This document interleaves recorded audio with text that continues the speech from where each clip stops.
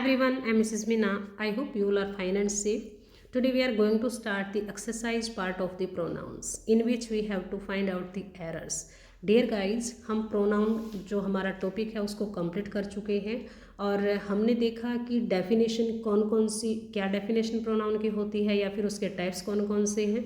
हमने with example उनको clear किया और जो इम्पोर्टेंट रूल्स थे जो आपके एग्ज़ाम पॉइंट ऑफ व्यू से बहुत इम्पोर्टेंट हो जाते हैं वो भी मैंने कंप्लीट करने की कोशिश की है. तो अब हम देखते हैं कि उनसे रिलेटेड या प्रोनाउन से रिलेटेड हमारी एरर कहाँ है इन सेंटेंसेस में. लेकिन मैं आपको एक बात और बता देती हूँ कि एग्ज़ाम में कभी भी ऐसे नहीं आता कि नाउन से रिलेटेड एरर है या फिर प्रोनाउन से रिलेटेड है, वर्ब से रिलेटेड है. वो आपके कंप्लीट पार्ट्स ऑफ स्पीच में से देते हैं. बट जैसे कि हमने बोला कि हमारा टॉपिक हुआ है कंप्लीट, तो जैसे जैसे जो हमारा टॉपिक होगा उससे रिलेटेड हम एक्सरसाइज को करेंगे और फिर जब हमारे कंप्लीट होंगे तो हम कंप्लीट जो पार्ट्स ऑफ स्पीच हैं वहाँ से मिक्स एक्सरसाइज को कंप्लीट करेंगे. तो अब हम प्रोनाउंस की देख लेते हैं. अब इसमें क्या दिया गया है, the director of directorate of distance education has given its consent to join the meeting. अब इसमें देख लीजिए प्रोनाउन कहाँ पे है. इट्स प्रोनाउन का यहाँ पे यूज़ किया गया है. अब जो हमारा प्रोनाउन है वो तो हमें अकॉर्डिंग टू सब्जेक्ट लगाना होता है. ठीक है, अगर यहाँ पे ही है तो यहाँ पे हीज लगेगा, मतलब अकॉर्डिंग टू टाइप के किस टाइप का दिया गया है, रिफ्लेक्सिव में है, एम्फेटिक में है या फिर पर्सनल प्रोनाउन है, जो भी दिया गया है उसके अकॉर्डिंग हमें देखना होता है. तो अब हमने देखा कि यहाँ डायरेक्टर तो हमारा लिविंग थिंग है यानी एक मैन है वो. अब मैन है तो ही हम यहाँ पे प्रोनाउन यूज कर सकते हैं और ही के अकॉर्डिंग हमारा यहाँ पे हिज आना चाहिए, बट इसने इट्स दिया गया है. तो हमारी एरर कौन से पार्ट में हो जाती है, पार्ट थर्ड में. ठीक है, तो यहाँ पे आपका हिज आएगा ना कि इट्स होगा. ठीक है, तो आप इसको करेक्ट कर सकते हैं हिज लगा के. तो यहाँ पे एरर हो जाती है. अब सेकंड में देखते हैं, the principal as well as the teachers absented themselves from the office. अब यहाँ पे भी आप देख लीजिए, प्रिंसिपल हमारा सब्जेक्ट है, एक तो इसके अकॉर्डिंग होना चाहिए जो हमारा themselves का यूज़ किया गया है. और दूसरा हमारा रूल ये कहता है कि जहाँ पे भी किसी भी सेंटेंस में एज वेल एज आ जाता है या फिर एलोंग विद आ जाता है तो हम जो प्रोनाउंस या वर्ब है अकॉर्डिंग टू सब्जेक्ट लेंगे. यानी as well as, along with से पहले जो भी हमारा सब्जेक्ट होगा उसके अकॉर्डिंग हमें वर्ब या प्रोनाउन को यूज़ करना होता है. तो अब हमारा प्रिंसिपल हमारा सब्जेक्ट है तो यहाँ पे themselves तो नहीं हो सकता क्योंकि वो तो प्लूरल है और प्रिंसिपल हमारा सिंगुलर है. तो इसके अकॉर्डिंग क्या होगा, himself.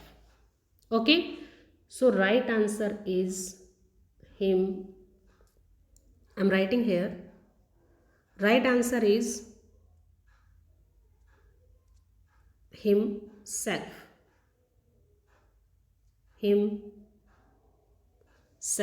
ओके, themselves की जगह यहाँ पे himself होगा. क्लियर.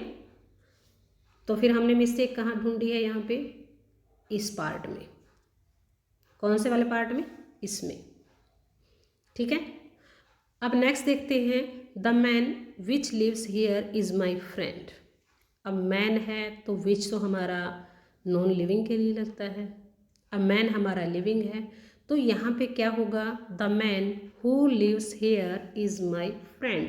यानी यहाँ पे हमारा हु लगेगा जो हमारा रिलेटिव प्रोनाउंस में आता है. ठीक है, क्योंकि हमारा सब्जेक्ट है यहाँ पे मैन और यहाँ इस पार्ट को हमने कनेक्ट किया है विच या हु का यूज़ करके, तो इसलिए ये हमारा रिलेटिव प्रोनाउन है. और रिलेटिव में अगर मैन है तो हम उसके लिए हु का यूज़ करते हैं. ठीक है, तो हमारी एरर यहाँ निकल जाती है. Next, we want to leave the house which we rented last month. We want to leave the house. अब हाउस की बात चल रही है यहाँ पे. अब हाउस है तो नॉन लिविंग है.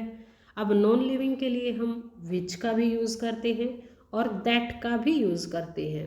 तो इसमें आपका कोई एरर नहीं है, क्योंकि हम यहाँ पे विच और दैट दोनों लगा सकते हैं। ठीक है, तो कई बार ऐसे होता है कि कोई एरर नहीं दी गई होती, लेकिन हमसे पूछ लेते हैं ताकि हमारी जो नॉलेज है उसका पता चले। ठीक है, तो इसलिए यहाँ पे हम जो लास्ट ऑप्शन होगा नो एरर का, तो वहाँ पे टिक कर सकते हैं। ठीक है, अब फिफ्थ में देख लीजिए, each member and each worker has given their consent. अब मैंने बोला था कि जहाँ पे ईच वर्ड आता है, कहीं पर भी आइदर आता है नाइदर आता है, तो वहाँ पे आपकी वर्ब भी सिंगुलर होगी और वहाँ पे प्रोनाउन भी अकॉर्डिंग टू ईच ही लगेगा। तो यहाँ पे क्या आना चाहिए, यहाँ पे देर की जगह हम हिज का यूज करेंगे, क्योंकि हम पार्टिकुलर यानी सिंगुलर पर्सन की बात कर रहे हैं। इच है तो मीन्स वो सिंगुलर है, और सिंगुलर के अकॉर्डिंग हिज हमारा लग जाएगा, तो हमारी मिस्टेक इस पार्ट में हो जाएगी। अब 6 देखते हैं, Rahul was present in the class except Raman and I. अब देखो साफ साफ पता चल रहा है कि किसी भी सेंटेंस में हम एज एन ऑब्जेक्ट जो पर्सनल प्रोनाउन है आई को नहीं लेंगे। आई का अगर हमें लेना है तो वो हमारा मी होगा। कौन सा होगा, मी होगा, आई नहीं होगा, तो यहाँ पे मी आएगा। ठीक है, Raman and me. Subjective case को हम कभी भी लास्ट में नहीं ले सकते, that's why the error is given here. See next, the 5 sisters lived in Patna and they loved each other और one another, जो कि हमारे डिस्ट्रीब्यूटिव प्रोनाउंस में दिए गए थे। ईच अदर अगर हम दो के बारे में बातें कर रहे हैं और मोर देन 2 अगर आता है तो वन अनदर का यूज हम करते हैं। अब यहाँ पे 5 sisters हैं भाई, और 5 हैं तो हम क्या यूज़ करेंगे, वन अनदर, ना कि ईच अदर। ठीक है, तो आपका यहाँ पे होगा वन अनदर। अब नेक्स्ट देख लीजिए 8th वाला, you have told me whom you know. आपने मुझे बताया जो आपको पता था या जो आपको पता है, तो whom तो हम पर्सन के लिए लगाते हैं। ठीक है, अब कोई बात बताई गई है तो उसके लिए हम यू whom नहीं लगाते, तो उसके लिए हम लगाएंगे what you know।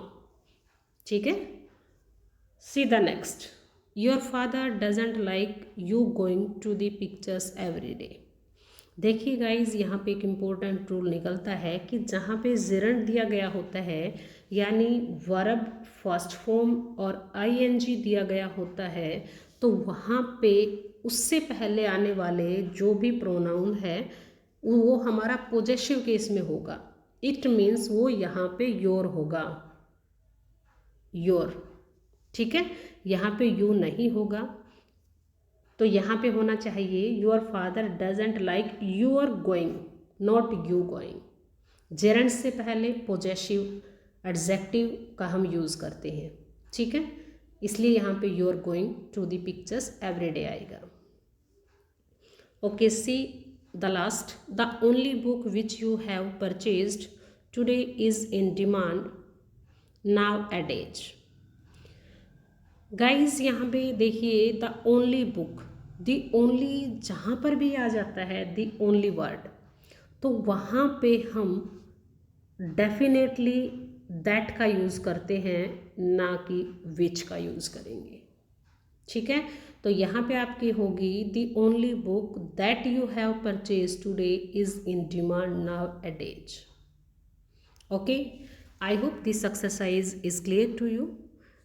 If you have any doubt, then you can write in comment box. The next we will do in next video. Thanks for watching.